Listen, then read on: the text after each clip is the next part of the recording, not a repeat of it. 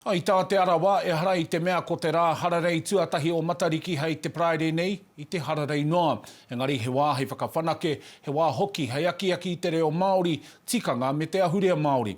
No te ata hapara nei e rua rau uri o tamate kapua I whakaeke atu ki te tihi o kurei ki make tū, ki te whakamanawa I a Matariki.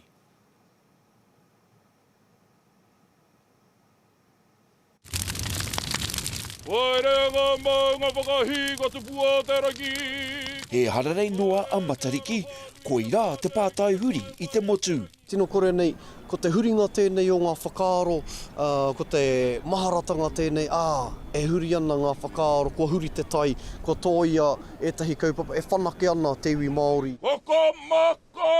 Ko Stephen te moni, tētahi o ngā pau āwhina o te wāhanga hautapu, kua tino tangata whenua ia ki a Matariki no tōna tamaritanga. E tika ana, noku e tamariki ana, ko whakanui e mata ngā āhuatanga o Matariki. Ko te pai ngātu kai te whiwhi te tehi rā hararei, e whai wāhi ai tātou ki te whakatā. Ki te ata whakaaro I ngā āhuatanga o te taukohuri, ki te ata whakaritirite I ngā āhuatanga mo te taukaimue I a tātou anō hoki. I te tau 2022, I pute te whakatau a te Premier Jacinda Ardern, ka tū a Matariki he rā hararei mo te motu. Tino koa ana te ngākau.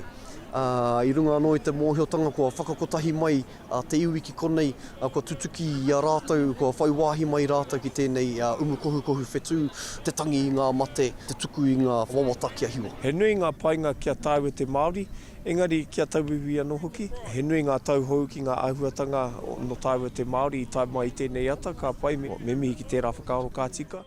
Ko Matariki, te hararei motuhake te kaumātai o Aotearoa, he hararei take tuatai tēnei. Kia whaia tonu hia e nei momo mātauranga, kai te karewai noho tātai o te moana.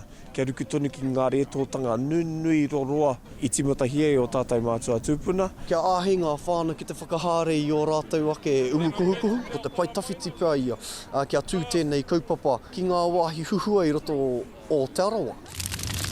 Hei te praere rua te kaumāwha ohune, te hararei tuatai o te motu mo Matariki.